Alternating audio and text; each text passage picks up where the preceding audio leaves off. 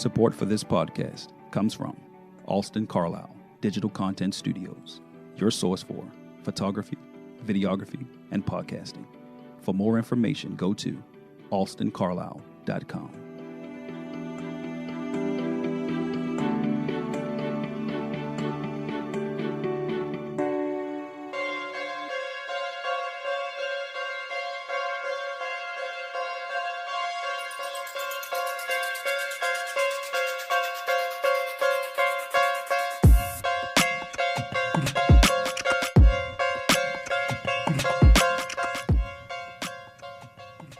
What up, good people? Good morning. You are now tuning in to The Real Therapist for the Culture. On this cold November morning.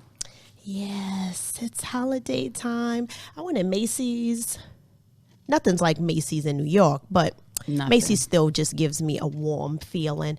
Called my sister and I was like, hey, are we exchanging gifts? She was like, what? Why are you so hyped up? I'm like, because I'm just about to start buying shit right now and I want to know, are we doing adults or kids only? And she was like, we could do adults. I was like, yes.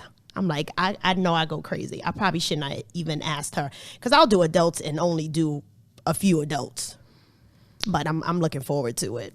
I was telling somebody the other day who just had a kid. I was like, well, once you have a kid, everybody else goes, you don't get nothing.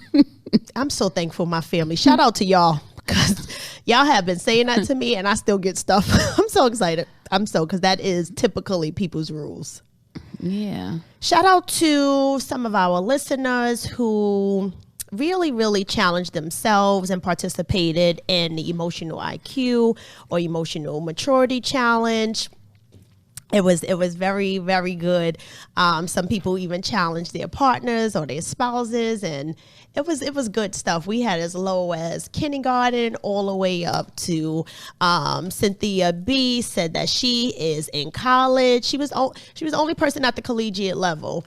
Everybody else was typically elementary, middle, and then we had a few high schoolers. So I appreciate you guys for being on that journey. And it's not too late. Like, yeah, another episode, but is going to be released, but you can always, this is the journey, still pay attention to yourself. And one of our listeners said, I'm so thankful that you said that it's okay. Yeah, sometimes you'll feel like I'm a solid senior in high school, and that doesn't mean that you won't have a moment of a fifth grader. Like that, Right. That's a part of the experience. What makes you still the senior is the awareness about it and how you're able to correct it, opposed to you acting like this fifth grader and don't even know what to do with it. That's something different. So keep it going, guys. I appreciate you guys. Awesome. You All right. ready? What you got? So, did you hear that next week Instagram is removing the ability to see likes? Yes. You feel like that's gonna like change anybody's mental health? And wait a minute, let me add their mental health. So the thought is that having likes increases people's sense of self-loathing, makes people in their head and becoming obsessed with how many likes do I have? How many likes do I have? The crazy thing, though, is they're promoting it as if they're removing my ability to see likes. They're not removing my ability to see likes. They're going to remove your ability to see my likes. Okay, so you'll still be able to see your own likes. I will still be able to see my own, but you may not, because I think they are saying that they're doing it randomly or something. It's not going to be everybody. Okay. Do you feel like that's going to help to improve or not how people feel about themselves? So when I read it, I chuckled. But I think it should be removed across the board, not if you could see it, because what happens, or my perception of it, is people watch their own likes and that plays a part of how they view their level of importance.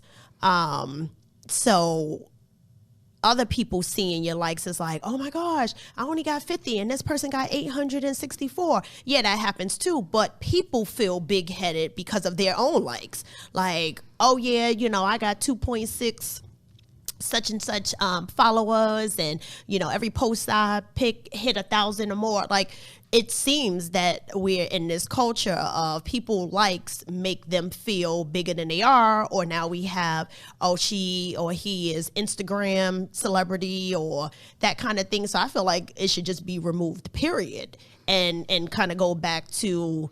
So I'm a late social media person, period, but one of the things how a person got me to get into it was we don't get to see the kids enough. So Facebook, I felt like just had a lot going on, like these captions of it was just too much. So someone was like, my friend said, well, just do Instagram. It's just the pictures. It's just the pictures, and we could kind of see what's happening with the kids. And I was like, well, I could do that. However, people get caught up with the captions too, but I feel like you remove the likes, it brings it back to just the pictures and being able to experience what you think is going on or get an idea. So I feel like it should go all across the board. You seeing it, me seeing it. So I look at likes and followers in separate categories, right? And so what you're saying is you feel like having the ability to have likes can create this imaginary sense of like self-inflation. Just very grandiose, like, making somebody I'm popping. You don't see my gram? It's like, and usually people put them together, the followers and the likes, like, each picture I post get this amount of likes. Not to mention I have this amount of followers. But it's weird to me because people will have this amount of followers and no posts. 68, no, not even no posts, 68 likes, where it's like, how did you get all these followers? And it's everybody. So we're going to get that. We're going to get to that. Because remember last week I said to you, I was like, the bottom line is social media is that's what I was about to ask. Stupid deal. Okay. Right? And I say it's a big deal because it's a big deal, but it's a big stupid deal to me. And so I think that what Instagram is trying to do is correct more of an issue with younger people, because what you will hear younger people say, they'll compare, you liked her picture but you didn't like mine. Mm-hmm. So the fact that I can see your likes but I can see who liked your picture. Right. Mm-hmm. And so amongst teenagers and that group, it's like, well, you liked all of her pictures and you never liked any of mine. And before you know it, you have a whole bunch of kids who are beefing about likes at the end of the day. Mm-hmm. So I think that makes sense. Nicki Minaj commented in and she was like, she will never use Instagram again if they remove likes. Oh, so I did hear multiple people saying that that's what they were going to do. That's the stance that they were going to take. Because this isn't new. Instagram brought this up before, and I guess maybe... You think they're afraid to do it? Yeah.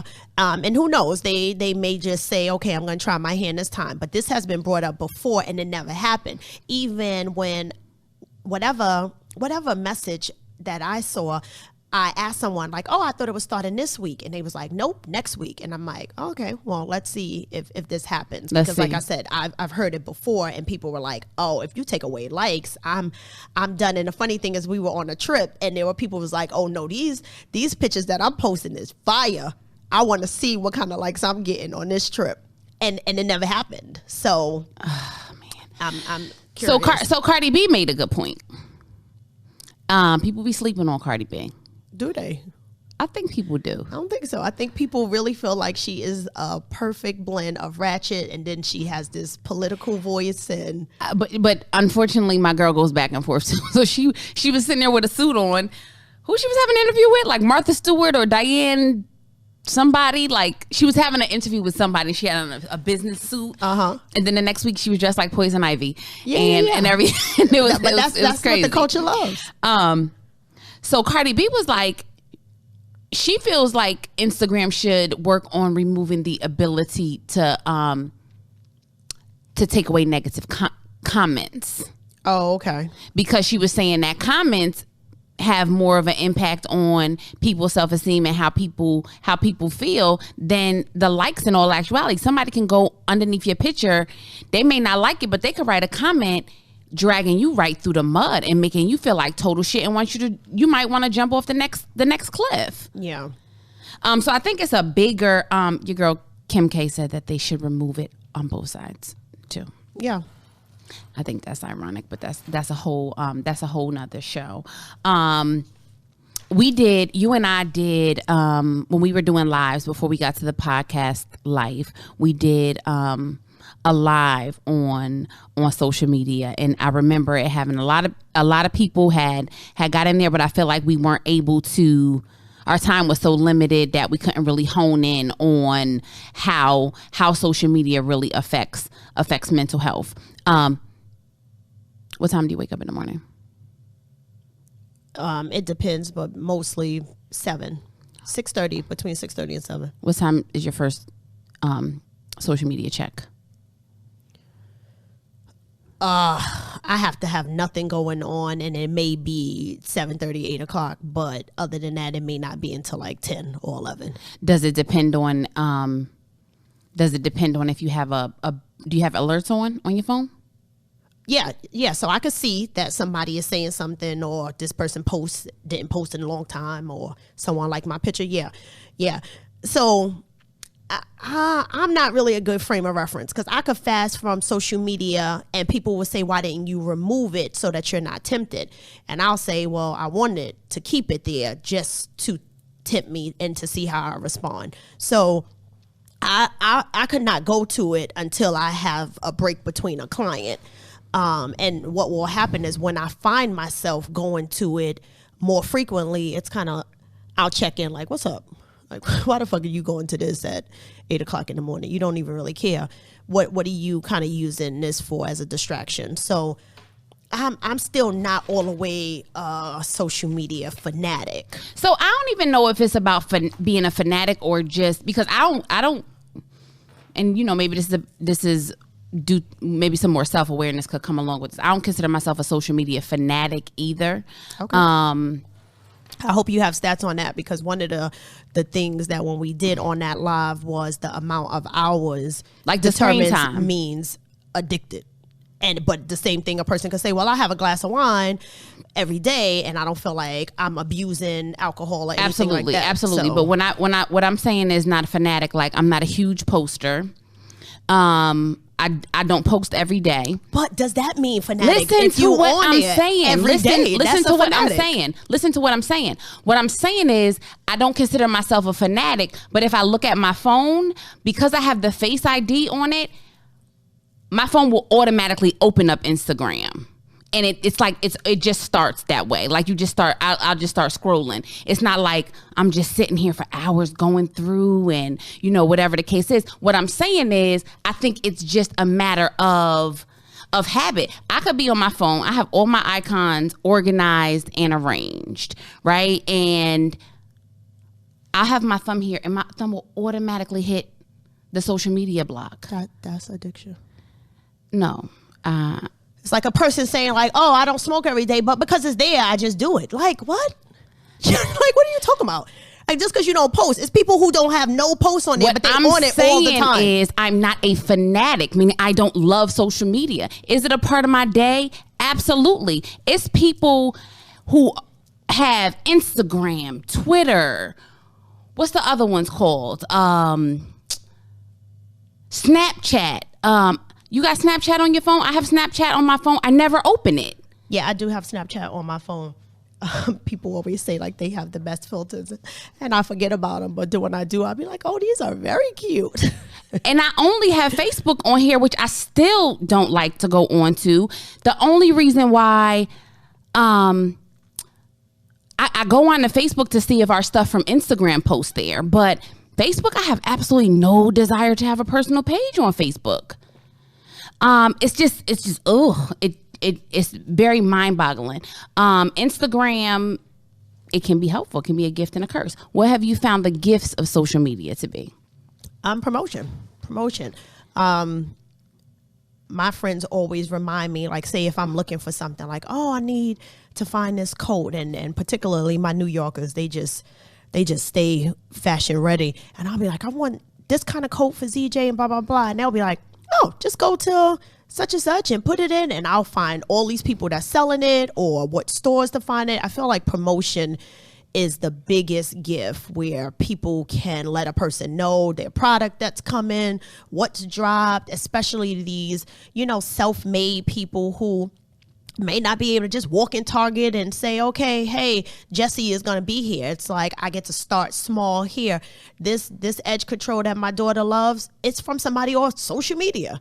And it's not in a beauty supply store, Sally's, it's straight there. And now maybe she'll get this buzz to be able to transcend in CVS or, wherever. So that's the biggest gift, is how people are able to promote themselves or their businesses that is small, or, it gives a amazing platform for that. I still find a curse in that too, because and I wanted us to get to this, because I feel like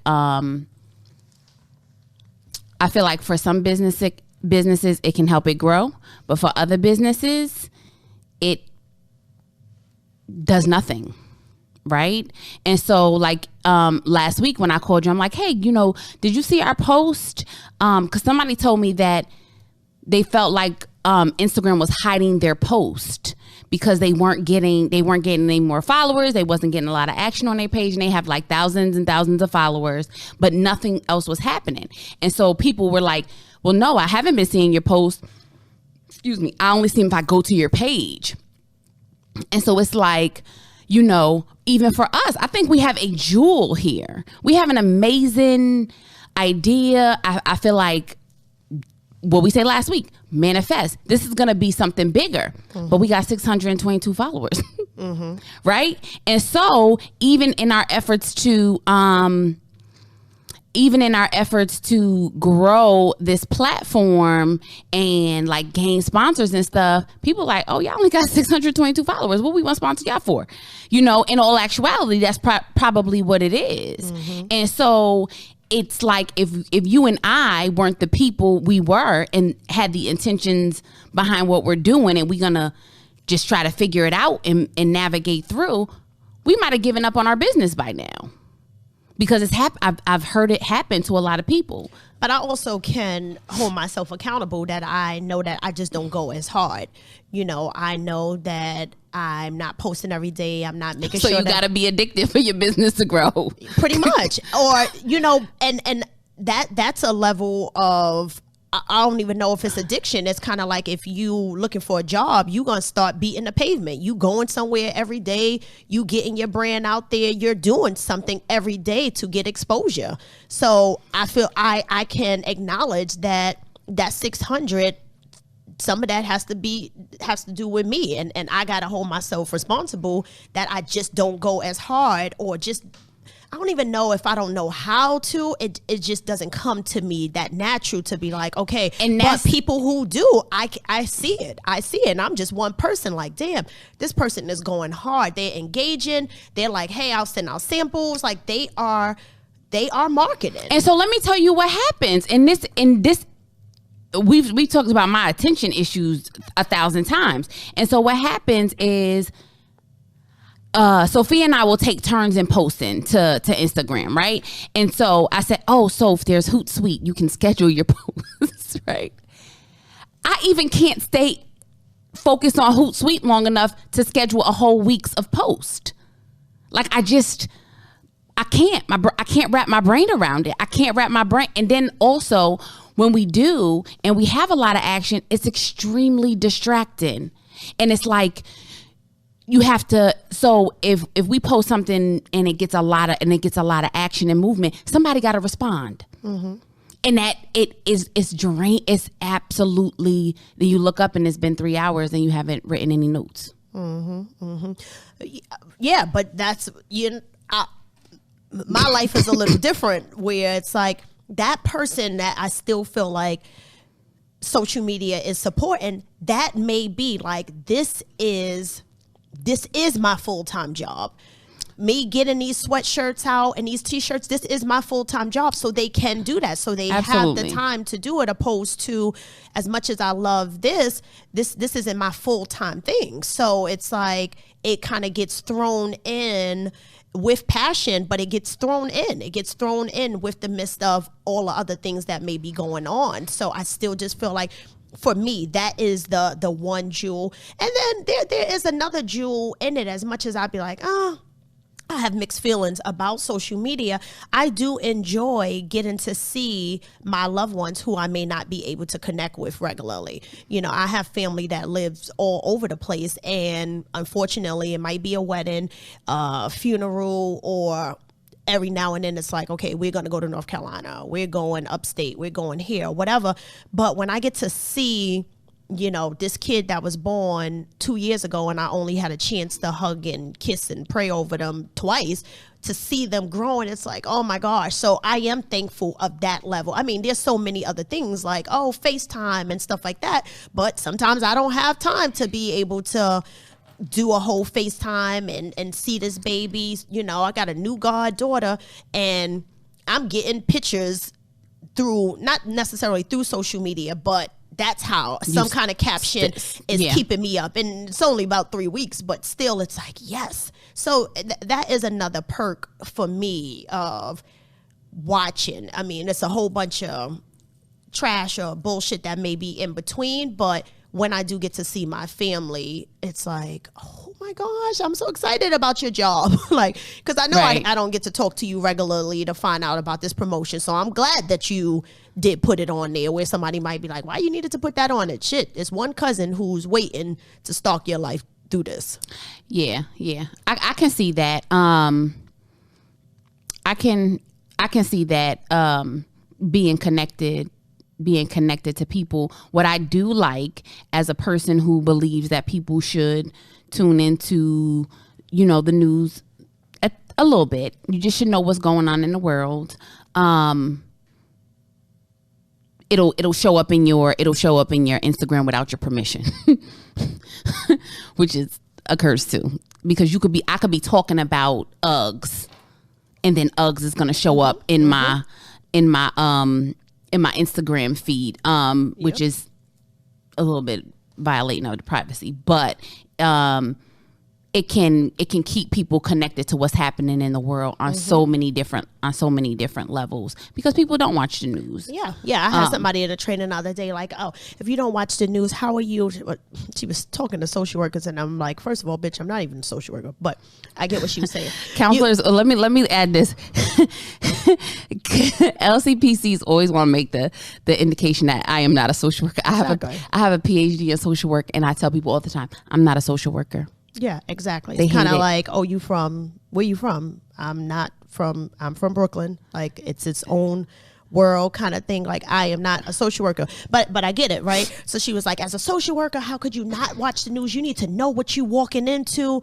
And it's like, I don't. And she was like, well, you know, I look young. So she was like, what? And how long have you been doing this? Because I guarantee after about 5 to 10 years, you're going to feel like you want to. And I'm like, well, you know, I'm pushing about 14 now. And she was like, I don't need to watch the news. I'm clear in my stance, and sometimes social media helps feed that. But I'm blocking it, and I'm okay with it. I don't care. She was looking like, well, for the rest of you guys, you need to be knowing what's going on in your community. You are an activist. And I'm like, yep. And I can be without fucking the news draining me from their perspective all day.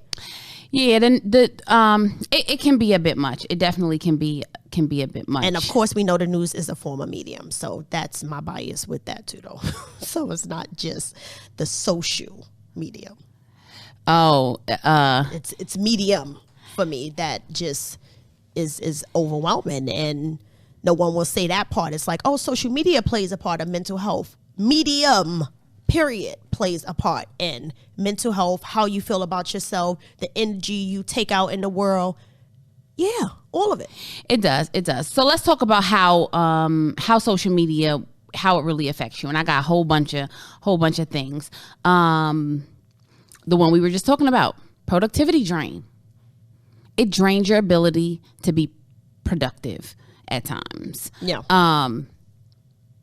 My bias is it drains my productivity because I'm bored. Our producer is on social media right now. Yeah, he is. Yep. You need to be editing and listening and recording, but he's on social media. He must be bored. He's bored. So go ahead. So, I couldn't even find that button. I was when you need to put your glasses on. You don't have your glasses on today. Anyway, Oh shoot. I was cleaning and cutting collard greens last night, and something popped up, and I was like, for a minute, 10 minutes went by, fucking collard greens still sitting there. I'm like, damn. Yeah, that definitely happens. It definitely happens. I'll have a break between clients and be kind of bored and need to shift my energy. So I'll go on social media, and I'm a scroller and not a reader. And one of my friends who's a bougie social media, like, what do you mean you don't read? And I'm learning to do better on that, because one time I liked a post and the person was deceased or they were saying something, but because I don't read captions and comments, I'm literally just fucking scrolling. That when I got the call, like, oh, such and such just passed, I'm like, oh shit, went back to the picture, read it, and was like, oh no, what? So I'm not a reader on it, but I'll just be going. And then now that I am reading captions more, I'm like, oh, this is interesting. And before you know it, I'm reading the whole baller alert story about what just happened to Eva's baby father in court. And I'm like, I don't even care about this. Like, what are you doing? Like, I don't even care. And before you know it, it's 20 minutes, and I probably could have done 4 notes in that period. So I'll kind of chuckle and put the damn phone down. But it is very easy to get pulled into it. How about this one, Soph? I wasn't really, well, now I'm thinking, create social phobias. So, I think this goes with technology, period. I don't even know if social media is to blame for the whole thing, because these kids, they play Xbox, right? They play Xbox and they have the headphones and they talk to their friends as they're playing with them, or they text through the games or whatever the case is, but they won't call each other on the phone. They won't, like, oh, so I was talking to this young guy. I was like, so you want to meet up with your friends? No. Would you, like, all these people you play these games with, they go to your school, like, you're not going to, y'all not gonna, like, meet up, go to the movies, something like that? No. I don't know if, my own opinion is, I don't know if it makes people afraid to be social as much as, for the people who are already not social, makes them more not social. Right. Yes, I don't know if I feel like it creates a phobia, but there's a level of comfort at this level. So we converse through DMs or under captions or, whatever the case may be. And now that I am face to face with you, I'm not quite sure how that conversation is going to flow or whatever. So I think it's just a level of comfort, and you get so comfortable there. It's like, why do something different? This is working. Right. So yeah, I don't know if it, like I said, creates a phobia per se. Yeah, I wasn't totally in that one. Have you ever heard of a Finsta? No. Okay. And so kids create the thing. Yes, this, I'm sorry. now that you just said it, I'm like, yes, you could just vent about whatever it is that you want to say. Like, I got kids that's beefing over this. Like, somebody is saying something about her on Finsta. So Finsta is basically a fake page. Okay. So it's a fake page, or almost like a blog page. Right. So that's how I heard it, more of a blog. So nobody knows who runs the page. Right. So if your kid goes to such and such high school, it'll be this high school Finsta. Mm-hmm. Nobody knows who, but that's where all the fights get posted. That's where all people's embarrassing moments get posted. Right. It's there. It's the kids' World Star. Yes. Is World Star still in effect? Yeah, very much. You get into a fight, your ass gonna be on there. It is. What's the other one though? Is it another one? I don't know. All I know is World Star. Well, World Star is its own thing though. Okay. And so you got this whole Finsta thing going on. Somebody could totally ruin you, and that could end up in you having some social anxiety and not wanting to be around people after you've been totally embarrassed or something. Yeah, that's true. Mm-hmm. Make no sense. We know this one. Creating feelings of inadequacy. Yeah, that should have been almost number one for me, because I feel like that's the biggest things that happens. People compare everything on there, not even just body image, or it's like, oh, you know, the way this person dressed to go to work, oh, the kind of parent this person is, oh, the kind of friends, and everybody has a goal about something that they see. So I definitely feel that it creates a level of inadequacy. And the crazy thing is, someone asked me before, do you feel like that's connected to low self-esteem? And I'm like, no, not even all the time. So the other source that I was looking at, that was number one, is they felt like it affects self-esteem. Right. Like they didn't say it influences low self-esteem, but it said that it affects self-esteem. So it could be on either end of the spectrum. It could be followers. Oh, I don't have enough followers. It could be likes. I thought I posted a real fire picture and it only got 11 likes. Mm-hmm. Now I'm about to, gouge my eyeballs out. Or it could be you just comparing yourself to what you see versus what you feel like you're reflecting. Right. So, yeah, I feel like that's when I usually encourage people, myself, anyone, that, again, when a person asks me, is it connected to low self-esteem, could make you feel inadequate? No, I feel like people who can feel initially confident in themselves start going on social media, and you see this person's boyfriend is constantly doing this romantic. Next thing you know, it's like, well, I feel like we don't do enough date nights, or we don't do this, and you may not have gone in like, oh, I'm depressed and I just don't feel good about myself. I just feel like when you constantly see something, it could affect you. And I'm not quite sure. I'll never understand what is it? Algorithms of social media. But it's like one thing that you'll follow, you'll constantly see them. Like once you like this, that's how.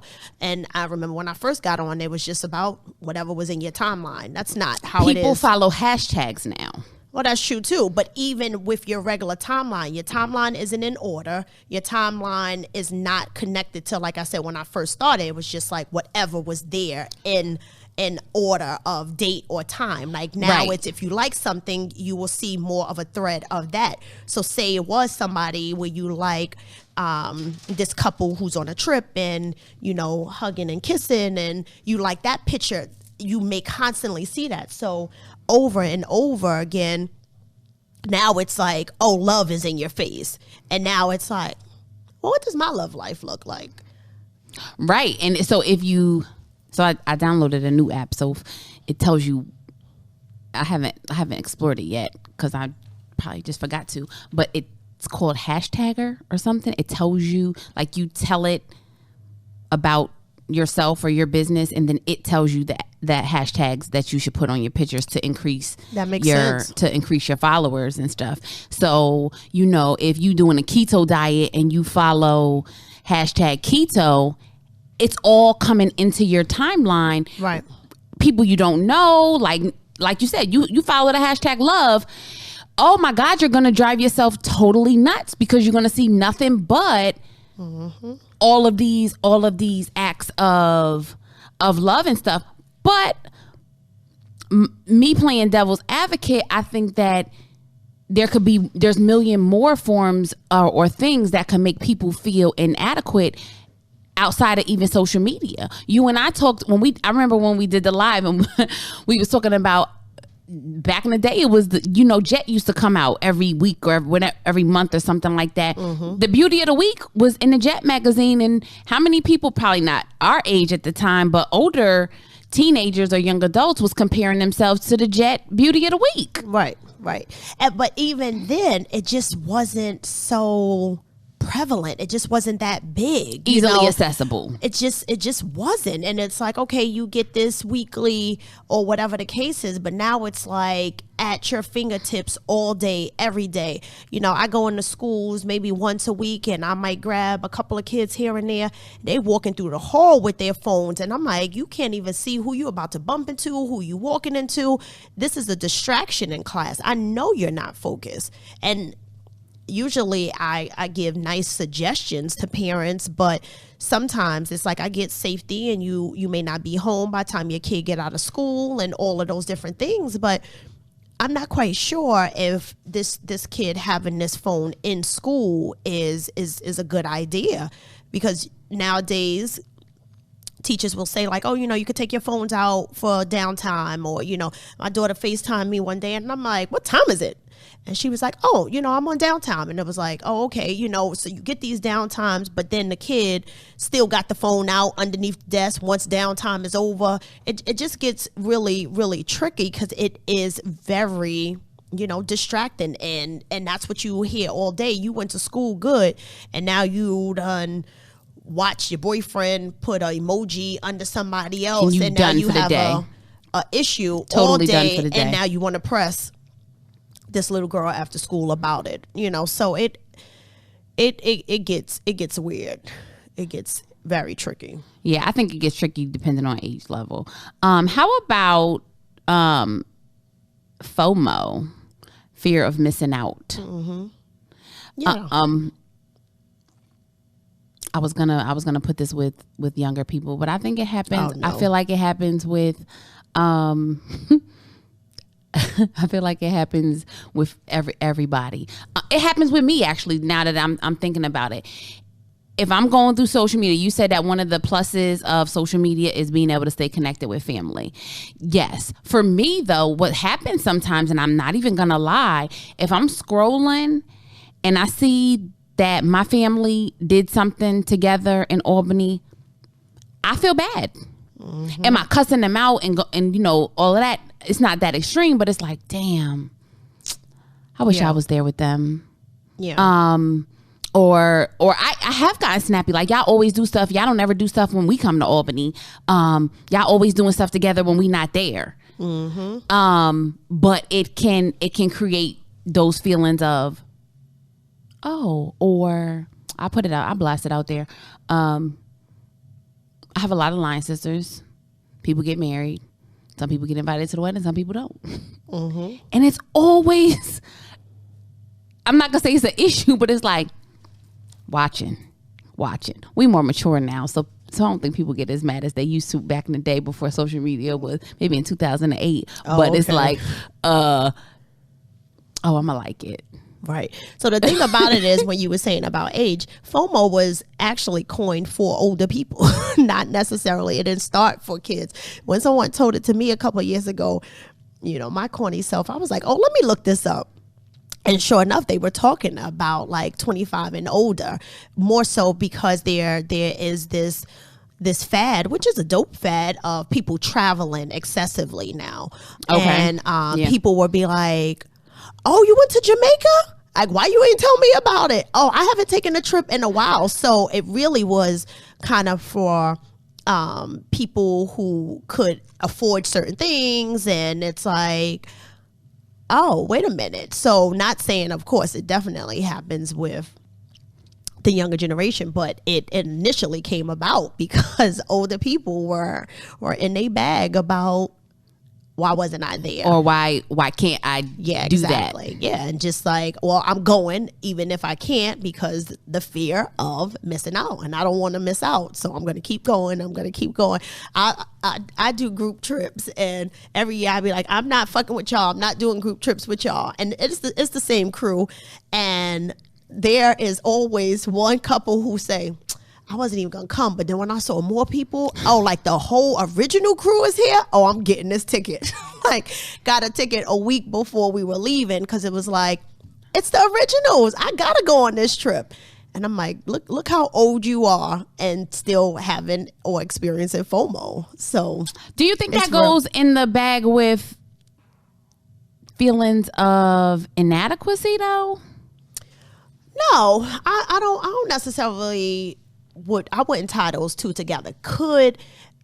So is it like people who feel inadequate, can they also experience FOMO? Yes. But everybody who experience FOMO have inadequacy? No. It's No. But it can, what I'm thinking is, being as though I don't live near my family, I feel like sometimes my family relationships feel inadequate and they don't feel substantial because I don't get to see them or spend time with them a lot. And so I think me feeling that way adds to this fear of me missing out. Like, yes. Even when did I go to Albany last? Like October or something?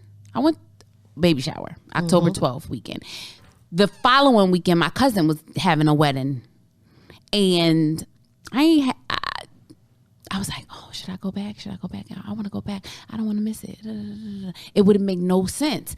I had to play that game before and go through all of those emotions before I finally made a decision to not go. But I think for me that those two things could be connected. And that's what I'm saying. Like, on one end, the inadequacy can evoke the FOMO, but many people in the FOMO, it may not evoke, or it may not be inadequacy is what I'm saying. Reciprocal relationship. It's just like, oh, this party. Like, I'm not a partier, but there are times where I see a good party and I'll be like, oh, I should have went. But originally it's like, yeah, I'm not really in the space for that. And then, like I said, when I see it, it'd be like, damn, you missed. This party looks so lit. The music looks so good. Everybody looks like they're having an amazing time. So, but I don't feel inadequate about anything with it. It's like, shit, I should have made a different call maybe. Yeah. So a couple that I'll breeze over, and I think it's a whole thing in itself, is social media and just technology. I think it always ends up with I think it's fucking technology, to be honest with you. It's technology. And then social media comes right underneath it, because my phone is always in my hand. I could be looking at my bank statement. I could be looking at my damn cameras at my house. Like, technology is extremely, extremely distracting. But what they also suggest is that it can mess you up physically, or it can affect you physically. And so it increases your inactivity. How many people be like, I don't got time to go to the gym? And be like, okay, check your screen time. 9 hours? Right. One of your screen hours could be essentially the gym. Social media technology can interrupt your sleeping. Most people sleep with their telephones within arm's reach. Right. Very few people sleep with their phones like downstairs, turned off. Right. Yeah. And so when you roll over and you open your eyes, you reach for your phone, you picking it up, you see that your bank is in the negative, or you got a deposit in your bank overnight, or Citizen. You got a Citizen app on your phone? No. What? No. You know what it is? No. Oh, you don't know either, John? Sophia's not gonna download it. She's gonna cuss after I tell her what Citizen app is. So Citizen app tells you in real time shit that's happening around you. So if somebody gets shot, it'll be like, blip, blip, blip, blip, blip. Man got shot on Old Mill Road, 0.4 miles away. This is what one of my friends who called me to tell me that we had lost a childhood friend last month, and he was like, oh, if you have Citizens, you could see the whole thing on Citizen. And I was like, I just said okay, like, knowing damn well that I wasn't gonna look into anything like that. He was like, yeah, it has the pictures out of the store and his stoop. I'm like, what the fuck? Like, where am I? Because it's like, I can't even ask people, who are you? It's like, where am I? Because I am different. I don't want to know the visual, or I don't want to see the picture, or somebody got shot around the corner from me, like the social worker was saying at this training. I need to know this because they're going to run to me and shoot me. Like, tell me exactly what I need to know. Why I need to know that somebody got shot around the corner from me. So, just to know. So devil's advocate. Well, this is a real question. They don't have to be devil's advocate. No, not for that instance, right? No, but please answer that though. What? Why do you need to know? Why do I need to know that he got shot around the corner? So you don't go around the corner. Okay, just in case I'm gonna go to the store at 1 a.m. For me, it's about traffic. The store is closed around the corner. What the fuck am I doing? Like, how is this really benefiting me? That is not. But say our kids are pretty fucking privileged, right? And so our kids get driven everywhere. But did you took the train back in your day? Yes. And so if they had Citizens app and they'd be like, oh, the F train derailed. Like, that could be valuable information. So that's what she said. She said, you want to know if it was a shooting on Pennsylvania Avenue and North Avenue so you don't go that way. And all I kept thinking is because they still shooting out by the time I get there. No, but so in Albany last week, everybody was posting about this white van that was stealing girls. In Albany. Now, everybody's posting and reposting. And I don't know if it popped up on Citizen app. I will hope maybe. It probably was. Maybe it did pop up on Citizen app. But if you walk in and you see that a white van is in Mount Vernon snatching chicks, I'd be looking for the white van. See, and that's what, and I swear, guys, I'm not trying to make it seem like I'm different, but I'm different. If I see a fucking white van pull next to me without me watching the news, I'm going to be on alert, period. And that's just I don't need the news to tell me to pay attention on Pennsylvania and North Ave. I don't need the fucking news to tell me that there may be a shooting in this area. I'm a very hyper-vigilant person to the point where Paranoid anything person. else, hyper-vigilant. Paranoid. That when I see the news, that is just gonna make me have some kind of social phobia. Let's don't drive here. Let's don't get food here. I can't live my life that way. And it's also, it's a spiritual thing too. But time out. I'm gonna stop you right there. I'm gonna stop you right there. Put your hands down when you're talking to me. You're hyper vigilant because you come from the era of New York Undercover, where you learned to stay away from white vans because they was probably snatching. Or certain things I will feel. And I'm not saying that that's everybody's experience. So I don't tell other people, don't ever watch the news. I just know that I don't need to. The other day, matter of fact, when I just said I called my sister, I had bags. I was fucking Christmas shopping. I had got my boys a couple of matching little things, picked my nephew up some shit. So I had bags in my hand. So I'm like, I don't like when I don't have a free hand. That's just the way I was bred. I don't like not having a free hand. You should have fucking saw me walking out of Macy's. Now, mind you, I have a child with a disability, so I have a handicap sticker. My child wasn't with me, but I'm like walking, looking around me, looking in front, looking in back, because I'm like, I have no free hands. I don't need the news to say, oh gosh, Towson Mall, people are robbing people. It's the holiday season. I don't fucking need the news to tell me that. Like it's my own. And common sense is individualized. That's my common sense. I don't need the news to cue me about what the fuck is happening in our day and age. Yeah.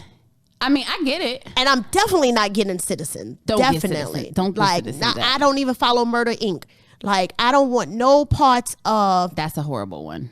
However, they do have good stuff. I have these kids that just got this really big deal, and it was amazing. And he couldn't tell me how to find out when they was at, with the city council and all of this thing. But he was like, go to Murder Inc. Go to Murder Inc. and you'll see the whole Is this the story. Window washers? Yep.